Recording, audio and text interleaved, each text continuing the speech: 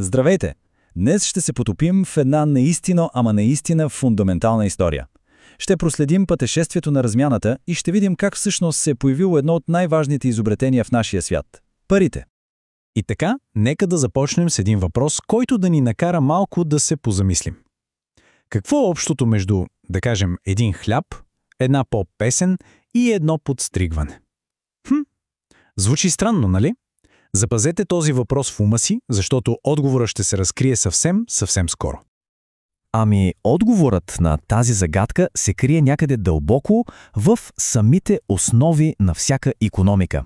И за да го намерим, трябва да се върнем към самото начало, отвъд основните нужди. Всичко започва с нещо супер просто. Наистина. В основата на абсолютно всичко стои така нареченото благо. Какво е това? Най-просто казано, това е всяко нещо, което може да задоволи някаква човешка потребност. Да речем, гладни сме. Хлябът е благо. Трябва ни подслон. Къщата е благо. Просто е, нали? Обаче, хайде да сме честни. Повечето блага не падат от небето, нали така? И тук съвсем логично идва следващата стъпка.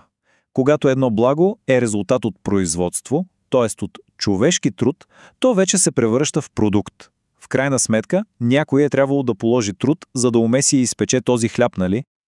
Добре, картинката се изяснява. Имаме продукти, които са създадени с труд. Но, какво се случва, когато хората започнат да ги създават не само за себе си, а и за другите? Ето тук вече преминаваме към следващата, бих казал, ключова еволюционна стъпка, а именно раждането на стоката. И ето го, това е решаващият момент. Един продукт се превръща в стока. В мига, в който неговата цел вече не е просто да бъде използван от създателя си, а да бъде разменен. Точно тази промяна, тази малка разлика в намерението е фундаменталното нещо, което задвижва абсолютно всичко останало. Разбира се, трябва да сме точни. Не всичко, което разменяме, може да се пипне. Нали? Не е физически обект. Тук на сцената излизат и услугите. Това са дейности, които също задоволяват някакви потребности, но без да има прехвърляне на собственост. Помните ли подстригването от нашия въпрос в началото? Това е просто перфектният пример. И ето тук нещата стават наистина интересни. Оказва се, че всяка една стока има, така да се каже, две лица, две стойности. От една страна имаме потребителна стойност, това е просто нейната полезност. Колко е полезна? Хлябът е полезен, защото, можем да го изядем. От друга страна обаче, всяка стока има и разменна стойност.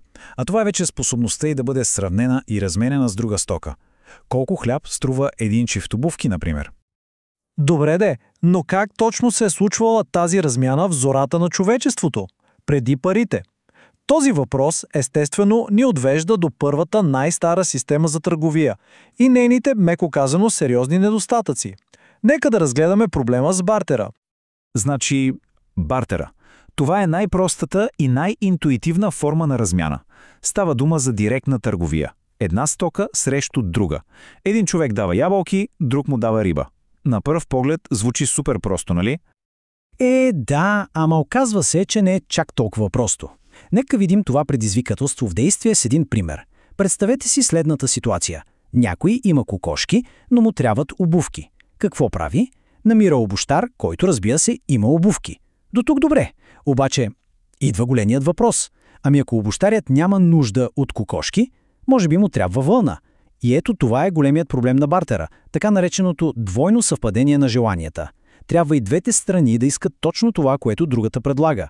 И това прави размяната, изключително трудна и неефективна. И точно тази огромна неефективност, това постоянно търсене на двойното съвпадане, е принудило хората да търсят по-добро решение.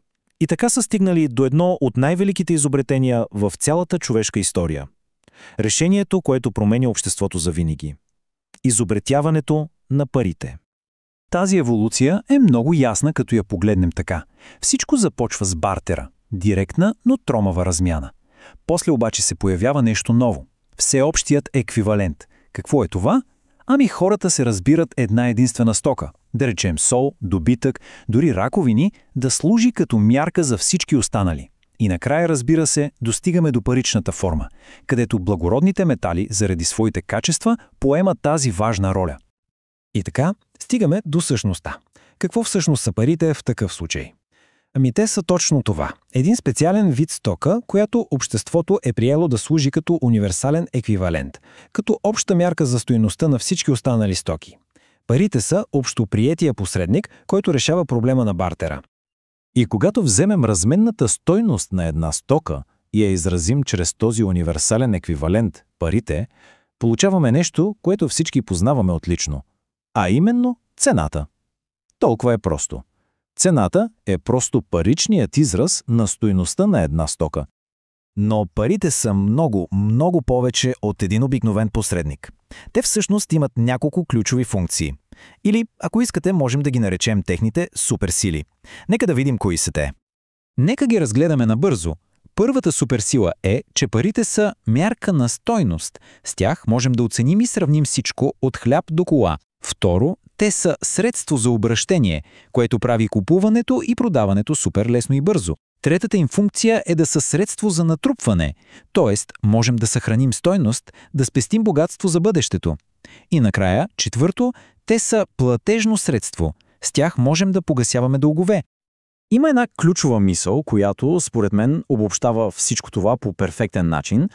Тя е, че стойността на парите се измерва с количеството стоки, което може да се купи с тях. Просто и ясно. Точно това е същината на онова, което наричаме покупателна способност.